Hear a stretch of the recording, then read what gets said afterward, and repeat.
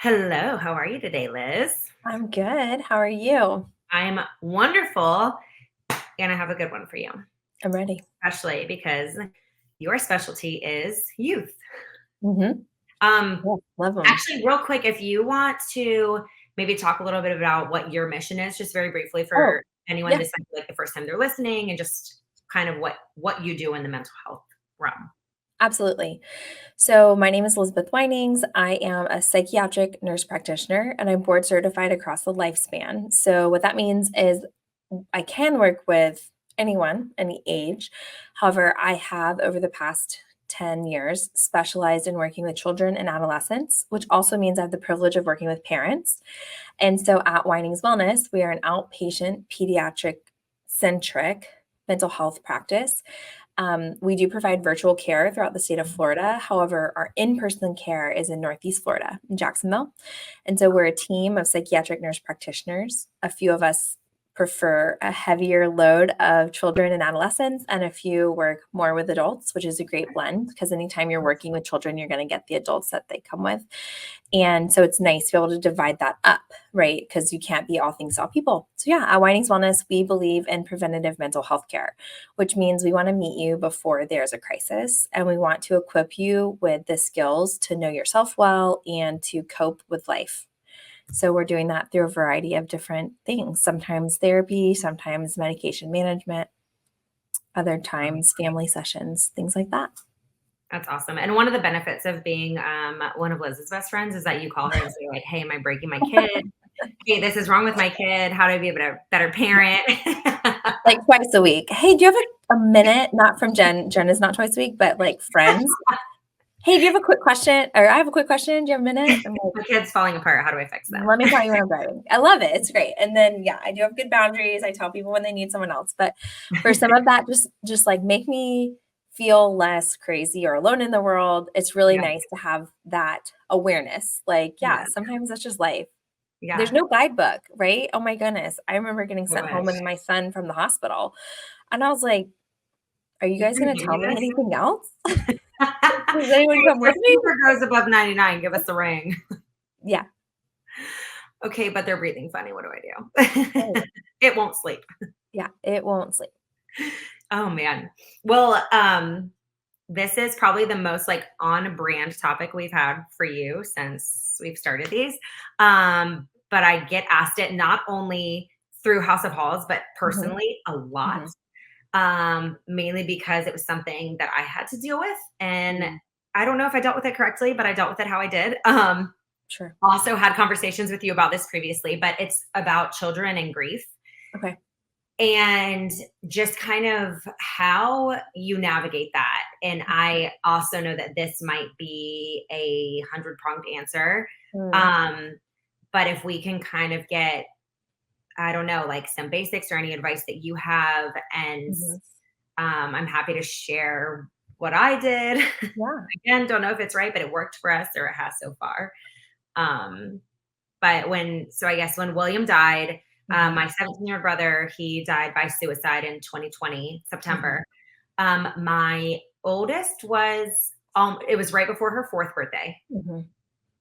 Yeah, October 20th is her fourth. Good job. Liz and my daughter share a birthday, so just angels on earth. Um, so yes, she had turned 4, and then Leighton was 2-ish at the time. Mhm, So Leighton didn't really have to explain much, but Kenzie, my older one, asked a lot about William. And as she's gotten older, she still talks about him and she'll still ask what happened to him. Now Leighton started to ask because she hears Kenzie. mhm, Um, and we told the way I described it because I don't know, I mentally had this issue with talking about suicide to her being mhm. so young. And I don't know, like in my head, there were several reasons. Like, A, because I don't expect her to understand what that means. Right. B, I don't want that to be something that she like Mhm, ingrains deep into her like young mind and grows mhm, with, like suicide, suicide, suicide, and it being like mhm. normal. And I don't know, it just for me didn't feel like the right time and place and age, Yeah, I think, to to introduce tell that. her. Right. Mhm, Yeah. So we told her that Uncle William was really, really sick. mhm, Um, he he ended up in the hospital and they couldn't mhm, help him anymore, and that's why he died. mhm. It worked for us. She still to this day will say Uncle William got really, really sick. Yeah. Which my the way I kind of felt about it was like I didn't want to lie to her, and Mhm. depression is a sickness. It is. It's a So medical illness. It's a treatable medical illness. perfect, because my plan was and I don't know at what point. I have no like date and time that I plan on being like, hey, here's what really happened. Mhm. I do want them to know the truth when they get older, and I Mhm. feel like it's appropriate to tell them, Mhm. especially Kenzie, because Mhm. she, out of all my kids, was the one who knew him the best and for the longest. Right. But I feel like then, yes, he was sick. He was sick with depression, and here's what happened. Mhm. Um, but yeah, I get a lot of like, what am I supposed to do? And I'm like, I Mhm. don't even know that that was right. And like, I don't know. What are you supposed to do? Like, what do you, I know for me, it's a whole nother thing to navigate. You're trying to get through your own grief, and then your Mhm. children are gonna have their grief, and you're trying to answer questions. And Right. that's a really hard thing in itself. But yeah, I guess what is kind of your advice and experience with Mhm. children when you're dealing with grief? Mhm. Well, the first thing I'll say is I think you responded beautifully. And the biggest overarching theme when we think about children and grief, and to your point, that could mean a lot of different things. There could be a lot of different circumstances in a family system or a child's life that causes grief or Mhm. causes sadness. It's not always death, sometimes it is. Sometimes it's the loss of a pet. Sometimes it's moving schools. And that could sound silly to some people who are listening, but the reality is we have to be mindful of a child's developmental stage and what is important in their world in that season.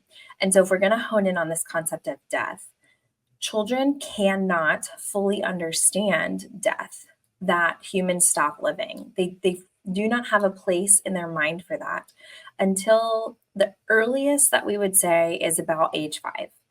Okay. Typically by age 7, they have enough cognitive working knowledge where they can conceptualize life and death. And so that's just an overarching theme to be mindful that they can understand something might go away, but fantasy, imagination, there's a big part of childhood that is pretend. And Mhm. so that's also something we have to respect and we have to be mindful of, that we aren't saying something to a child that's confusing or maybe going to be stored in a way that they think, oh, this is just pretend, or this is, just a part of this made up world that they live in. And where I like to go next. So first we want to say developmentally appropriate. Okay. Can they even understand this concept of death? So the language we use matters. Mhm. Then we go to facts. So I think the facts that you chose are beautiful because you gave facts that a 4-year-old can understand. Sick, hospital, and then he's no longer living. And the doctors did everything they could to help him, but he was very, very sick. And so, that's a story that you can keep saying. And then as children grow up and they start to have more working knowledge, more reference points, more understanding, then they can ask questions and they might say, how did William get sick? Or what kind of sickness? They may not. That might be enough information for them to know, yeah, he was sick. The doctors tried really hard to help him, but he's no longer living. Um, and so I want to be cautious to not give a lot of specifics because I think it's important that people have general principles they can work with. And then Yeah. you can ask your pediatrician, if you happen to have a pediatric counselor or psychiatrist or psychiatric nurse practitioner, those are also really great resources to say, hey, I want to rehearse this with you before I say it to my kid. Because Mhm. the other problem that we run into as adults is we have all the facts and we're We know capable too of much. doing what ifs. What? Mhm. We know too much. We know too much, yes, and so then we have protective, fearful, appropriate responses where we're like, "I don't want them to feel this. I don't want them to know this. I don't want them to have to live with that." And Mhm. so that's where it's important that we take good care of ourselves and we have appropriate resources for us so that then we can communicate what the child needs to know. I'm not implying that you withhold information. What I'm saying is you want to communicate it at the level the child needs and only what the child needs. And so that's where I like to introduce this idea of adult category, kid category. And Okay. so that's not always clear in every circumstance. That's Yeah. where it can be helpful to talk it out and decide, okay, Like what it's is a good the thing to kid assess. category? Yeah, and I think you did that in a really beautiful way to say, the word suicide, not 4-year-old appropriate. Mhm. Sick Yeah. works. Well, so what somebody had said to me, I was having a conversation with a friend and she asked, like, what did you tell your kids? Like, have they Mhm, asked about it? Um, and I truly can't remember like the nitty gritty detail if it was her child. I think it was like a friend of theirs, mhm, or maybe she just had the concept in her mind, honestly, that was like, okay, well, I feel like if I told my kid that they were sick mhm. and then like, oh, they were sick, so they died, then my kid's gonna cough and we're gonna say they're sick and they're gonna think they're dying. Great point. And I was like, luckily that didn't happen, but I see where you're going. Like, is Mhm. that like overthinking? Is that an age thing? Or is that something where you No, say I think that's a great. that's how they take it? Like, Yeah. Yeah, and I think that's important, to be mindful of the words that we choose and the context, and so saying really, really sick and had to go to the hospital, um, it's going to depend on each circumstance, mhm, and also to remove a child's fear, if something comes up, like they do get a cough or they do get sick and they say, "Is this what Uncle William had?" To say, "No, Uncle William, he had a different kind of sickness." Um, And again, each circumstance is going to be different, but mhm, I would stray away from things like comparing sleep to death. So sometimes parents will say, "Oh, they're sleeping peacefully now." I have seen over time that lead to a lot of sleep anxiety or mhm. fearfulness. Like, how do you know if when someone goes to sleep, they're sleeping peacefully? What Yeah, is dad that? sleeps peacefully on the couch every night, so they'd be terrified. Yeah. And so, following the facts is really important. So find the facts that are kid appropriate Okay, and rehearse it yourself. And if there are other adults in the kid's life, make sure you're all on the same page so that you're yeah, sharing the same information. Because the more something is repeated and shared, the more clear it is to a kid. And yeah, honestly, kids just don't like uncertainty. And so if we just give them something, they'll go, okay, yep, and they move on.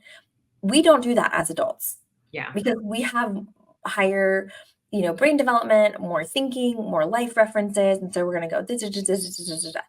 Um, and again, it's so variable, and it's important to just protect a child from the things that are not age appropriate and surprise information. So it's the other piece where you want to make sure that there are some facts and then you can share that with people in that child's life. So for example, I might be working with a family where they've had experienced a loss. And we rehearse what the parents are communicating. They communicate it with the child. I'm able to reinforce that and have that same narrative. We also might say, here's what we want the teachers to know so that if that child has a moment at school where they're processing grief or they have questions, the teacher knows what's appropriate to mhm, share or how to just support that child. Because the other thing is you don't want children to feel alone in their grief and you don't want to exclude them from it because it is a part of their life too. And that's the challenge is including them at a developmentally appropriate age. yeah, And I'm not saying wait until they're a certain age. I'm saying find the developmentally appropriate yes, response. mhm, And then you just kind of repeat it. And then over time, that is their story. And then they can ask questions when they want to know more. Or if you feel like you're ready to share more, you can say, "Do you have any questions about that?" They might not. Sometimes kids are much, much, much more simple and at ease than we realize. yeah. We project on them some of our stuff. That's such a good point. No, I love that. I appreciate that insight so much because I feel like even though I've already dealt with, I think, the chunk of it, and it still comes up every now and then, and I've gotten Mhm. used to answering certain things. Mhm. Um, they, I've always kind of thought about like growing up with the notion of like somebody died or Mhm.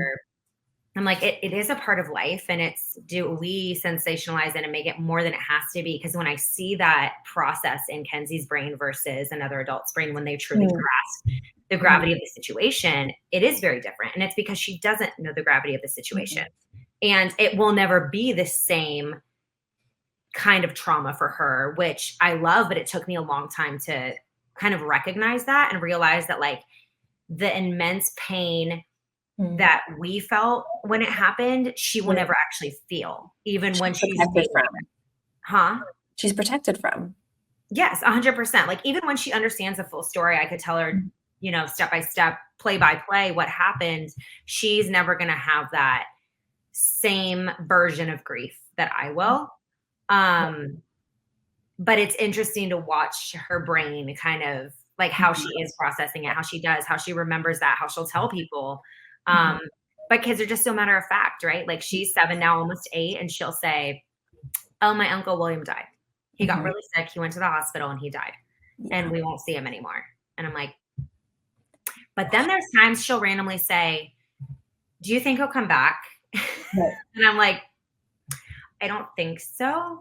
If we really want to dig into this, like he could come back spiritually, or you might feel him in things, or Yeah. you might notice Right. things that represent him, but like he will never physically be with you again. Like, Yeah. he can't pick you up. You're not going to Yeah. give him a high five. Like, he won't physically be there. And just watching her like separate those things as she Mhm. starts to be like, okay. Yeah, And she's getting older and she's trying to understand what is this whole idea of death. mhm. Yeah. And I mean, I love that she still brings him up. I love that she still knows he's part of our family, that she knows. I mean, even like she's correlated, and probably because of me, but correlated, like when we go see our whole family, she'll say, like, "Yeah, well, she'll tell Ellie, like, Uncle William's not going to be there." And I'm like, she doesn't remember, but like, Mm. which is like sad and happy at the same time. I'm like, she doesn't Ah, even have to be sad because she doesn't know, right. but Kenzie feels the need to like preface, like, "Hey, Uncle William's not going to be there, okay?" And it's like, Mm. good job, Kay. Like, I'm proud of you. Yeah. Yeah, and I think that just speaks to your intentional work to allow her to have her own experience. Yeah. And that's why it's important for us as adults to take good care of ourselves and to do our own work, because that can be a trigger for parents when it is catastrophic grief Mhm. that could take it a lifetime Yeah. to process. Children may seem insensitive when they're saying things Yeah. like, "Yeah, he's not gonna be there," and so there are some circumstances where adults who might not have done the work they need to do could feel frustrated by that or hurt or triggered, Yeah. and children typically don't have ill intent. That's just the way they process and communicate, Mhm. and, similarly in our family, my grandmother passed away when one of my nephews was, like, only 8 months old. Wow. But there are a lot of stories about her and stories about him, and, like, we said we think she lived so that she could meet him, and then after that, she got to spend a lot of time with him, and she was very sick. The point is, I remember when he was very young, he would just say, "Oh, yeah, Dodo died," and it would hurt. I was like, Yeah. "Oh," but then I Yeah. had to remember, like, you were 8 months old, you didn't know her, like, you have no concept. Yeah. Um And so you made me think of that, like talking about Kenzie, where it's like, but Uncle William's a part of her family system and she Mhm. knows he's important. And so she's not forgetting him. And then she's including her younger sister siblings to be, Mhm. and She's like, "Let me prepare you for that's this. her personality. He's Yeah. not gonna be there." And Right. then, it's funny, it's also another kind of side of this is Ellie will try to copy Kenzie's emotions. So there's still random times where Kenzie will say, like, "I miss Uncle William." And Mhm. I there's kind of more deeper things to this, because sometimes like she's seen how like sensitive I am to the situation. She's seen me cry when talking about him or like missing him. Sure. And so sometimes when she's just overwhelmed and crying and she doesn't really feel like she has a reason for it, like she can't verbalize that she's Yeah. just overwhelmed and tired. And she'll say her reason for crying is, "I miss Uncle William." Yeah. Which is sweet, but like it got to a point where I'm like, okay, every time you cry, it's not because you like, I know why you're crying because I'm an adult and you're a child, but like you don't know why, so you're using this. Well, Yeah. Ellie picked up on it. So then when Ellie is just like, she is my like, if I'm overtired, I'm gonna throw a tantrum, and Mhm. she'll go, "I miss Uncle William," and I'm like, "Do you?" And it's such a hard, because I'm like, I want to. That is such. It is a trigger for me, and Ah, but I I'm just understanding where she's coming from as a kid in communication, just watching Kenzie, and I'm like, wait, no, let's go. Yeah. Like this. Right. But I think that is where there's no one size fits all. Yeah. And whenever a family system goes through loss, Mhm. everyone experiences it differently, Yeah. even children who weren't alive at the time. Yeah. And I feel Well, like she was they will alive, always have but she different wasn't. Yeah. old enough to comprehend Yeah. or know, and yes, and they'll always have different experiences with it, but again, I do love that it's still part of, like, their conversation and when we Mhm. go places, and we can wrap this up, but one of my favorite stories was, it's looking back, it crushed me in the moment, but Mhm.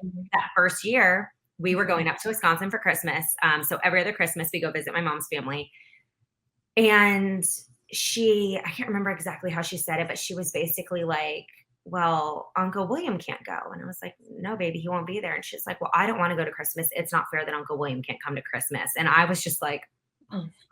but like her putting that together Yep. at 4 years old Right. and being like, well, Uncle William won't be there. And she said it so matter of factly, but also like, well, I don't want to go because it's not fair. And I Yeah. was like, Don't leave him out.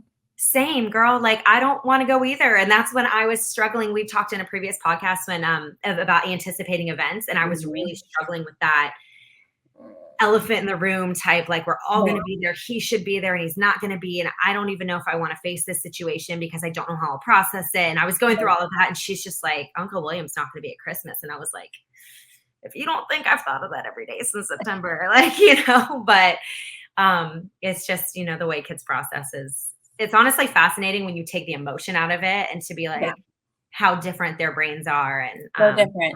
yeah, I so appreciate your insight on just the Yeah. developmentally appropriate. And I also want to add that like House of Halls could be that place. Like if you are trying to role play or practice, or you Yes. want some feedback on like, hey, here's how old my kids are, and we could have a deeper conversation on like, well, how do your kids normally reply to things? Like, how do you think this would go over? Like, your kid better than anyone else, and Absolutely. kind of Trust your getting gut. more feedback before you have that conversation Mhm. is a great place to go. So Beautiful. awesome. Thank you so much. I appreciate you, and talk to you next time. Sounds good. Have a great day. You too.